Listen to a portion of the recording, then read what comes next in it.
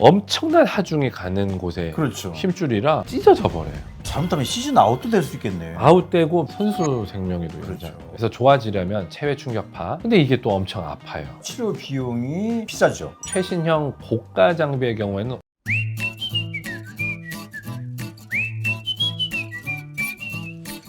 쉽다, 정확하다. 유익하다, 낭만 닥터. 독일의 빌티지는 3일 김민재가 원래 다친 왼쪽 아킬레스건의 염증이 악화된 가운데 낭종까지 확인돼 7월 15일까지 휴식을 권고받은 상황이라고 보도를 했다. 낭종은 축구 선수들의 발에 흔히 발생하는 증상이지만 아킬레스건 염증까지 심해지는 것을 감안한다면 14일 미국에서 개막하는 클럽 월드컵에 참가하는 것은 쉽지 않은 사실이다 라고 보도를 했습니다. 김민재는 지난해부터 아킬레스건 통증을 호소했는데 대체 수비수가 마땅치 않아서 바이에른 뮌헨의 사정을 감안했을 때 계속 출전을 강행했어요. 근데 그 덕분에 뮌헨은 2년 만에 분데스리가 우승컵을 들어올렸습니다. 네. 2022-2023 시즌 이탈리아 세리에 A 나폴리에서 3년 만에 우승을 경험한 데 이어 분데스리가까지 서로 다른 유럽 빅리그에서 우승을 경험한 첫 번째 한국인 선수입니다. 근데 부상을 각오하고 뛴 대가가 큰 부상으로 돌아온 게 너무나도 아쉽다는 거죠. 맞습니다. 우리나라에서는 정말 나오기 힘든 유형의 대형 수비수인데요. 대부분 키가 크면 스피드가 떨어지고 힘이 좋으면 발재간이 떨어지고, 근데 김민재는 이거를 다 갖춘 선수예요. 저도 정말 좋아하는 선수인데 아픈 상황에서도 김민재 선수는 이번 시즌 모든 대회에서 43경기에 나와 3,593분을 소화했어요. 이쯤에서 김민재 선수의 아킬레스 건염은 어떤 질환이에요? 일단 아킬레스가 뭔지 알아야 되잖아요. 우리 장단지에 있는 비복근 그리고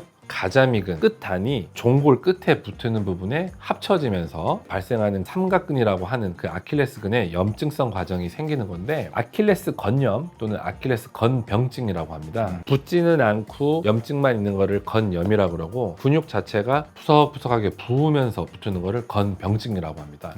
프로축구 선수에서 아킬레스 건염은 무엇보다도 과사용에 의한 것이 많다고 해요.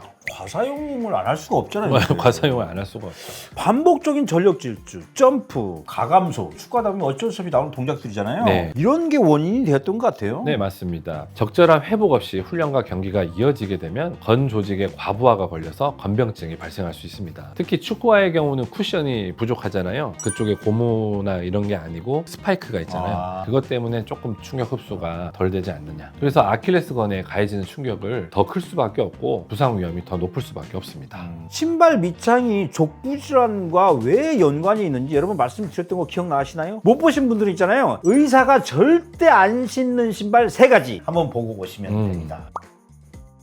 아킬레스 건염은 증상이 어때요? 아킬레스 건염의 증상은 아침 첫 발을 디딜 때 굉장히 아파요. 족저 근막염. 제가 말씀드렸잖아요. 요 종골의 아래쪽은 발바닥 쪽은 족저 근막염, 요 뒤쪽은 아킬레스 건염. 얘네는 사촌이다. 같이 잘 오는 질환인데 어쨌든 아킬레스 건염도 아침 첫 발을 디딜 때 굉장히 아프고 계단을 내려갈 때 특히 아프고요. 압통이 느껴지는데 종골 위에 2에서 5cm 정도 부위를 눌렀을 때 심한 통증이 생기고 발목을 이렇게 움직일 때 뒤꿈치가 찌릿합니다. 그래서 달리기나 점프, 급정지, 방향 전환 이 모두에서 기능이 크게 떨어지고 까치발을 하는 것이 잘 안 되고요. 수비를 하려면 활동량도 많고 헤딩도 하고 날라차기도 좀 해야 되는데 날라차기요? 예, 날라차기 아니에요. 날라차기. 날라차기는 태권도로 날라차기. 공을 걷어내고 해야 되는데 그게 잘 안 될 겁니다. 그래서 시즌 막판으로 갈수록 실수가 좀 보였고요. 기사를 보면은 작년 10월에 왼쪽 발목에 아킬레스 건염이 시작된 것 같은데 인대 염증을 달고 반년이나 경기를 소화하면서 한때는 오른쪽 다리까지 부상이 번지기도 했다고. 아, 맞습니다. 아마 그때 좀 경기를 쉬면서 치료를 잘 받았으면 더 빨리 좋아질 수 있었다라고 생각이 드는데 근데 그때 에릭 다이어만 좀 있었고 다른 수비수가 없었죠. 다른 수비수가 없어요. 마땅한 대체 수비수가. 근데 진단 초기에는 보존적 치료를 시도하는 것이 가장 일반적인데 휴식과 과부하를 조절해 주는 게 가장 중요합니다. 체외 충격파 치료를 하면서 필요하면 주사 치료도 같이 할 수도 있었는데 염증을 가라앉힌다고 아킬레스 힘줄 자체에 스테로이드 주사를 맞으면 오히려 또 파열을 유발할 수 있기 때문에 주사 자체는 좀 피하는 게 좋고요. 일단은 스트레칭 그리고 체외 충격파라는 물리적 치료, 보존적 치료가 매우 중요합니다. 그래서 국내 한 병원으로 검진을 받았고 최소 11주 정도 휴식이 필요하다는 진단을 받긴 했어요. 근데 이제 일반적으로 회복 기간은 얼마나 걸리나요?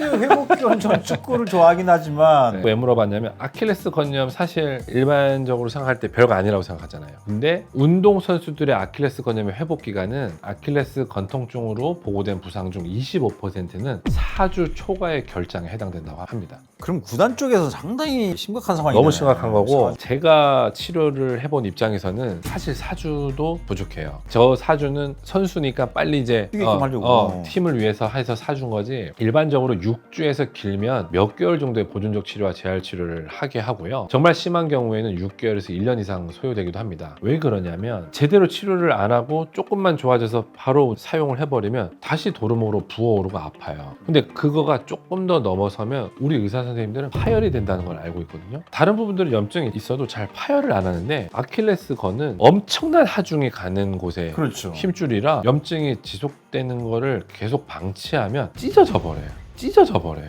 잘못하면 시즌 아웃도 될 수 있겠네. 아웃되고 진짜 파열되면 거의 2년 정도. 야.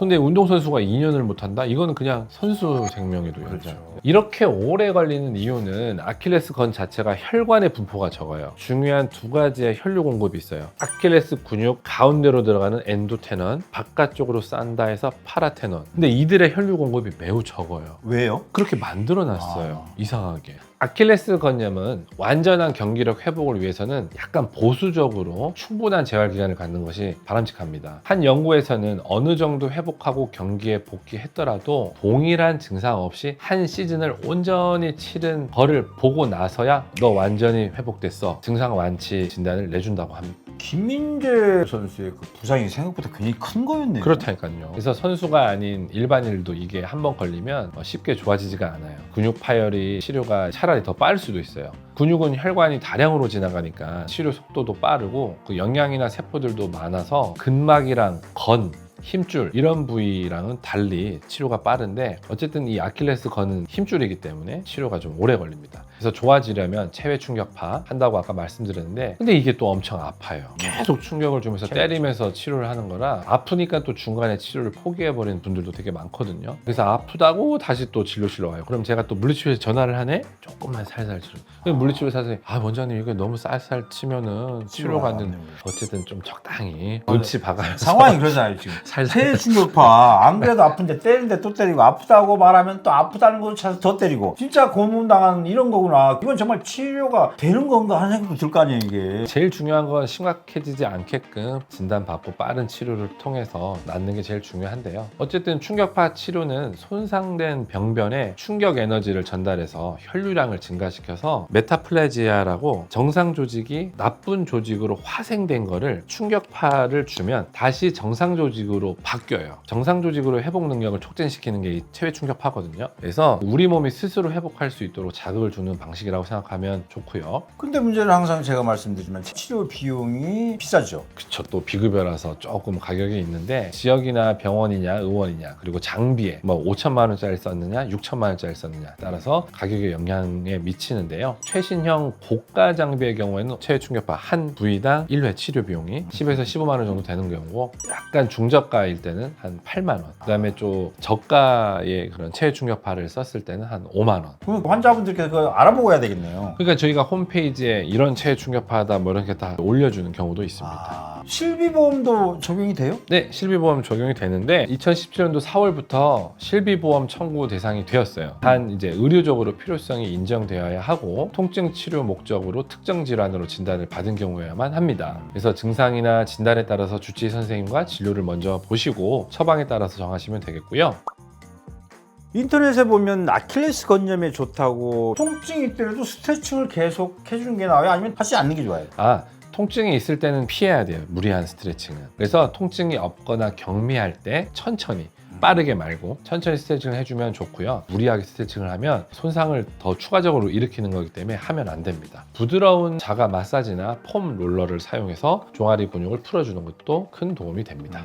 김민재 선수도 어쩔 수 없었겠지만 통증을 참고 경기와 훈련을 하다 보니까 이렇게까지 부상이 커진 거예요. 맞습니다. 김민재 선수도 비시즌 동안 이제 이적 이야기가 계속 나오고 있고, 리버풀, AC 밀란, PSG 등 여러 클럽에서 영입에 관심을 보이는 관련 뉴스들이 좀 나오고 있는데, 지금만큼은 아킬레스 신경 쓰고 충분한 휴식과 재활에 공들여서 다시 축구팬 여러분들에게 잠 못 드는 밤을 만들어 주셨으면 하는 바람입니다. 아프지 않은 건강한 김민재 선수라면 지금보다 더 좋은 구단에서 잘 케어받으면서 더 좋은 기록으로 레전드 반열에 오를 수 있지 않을까 믿어 의심치 않습니다. 오늘 영상이 도움이 되셨다면 구독, 띵! 좋아요 띵 알림 설정까지 부탁드리겠습니다. 부탁드리겠습니다.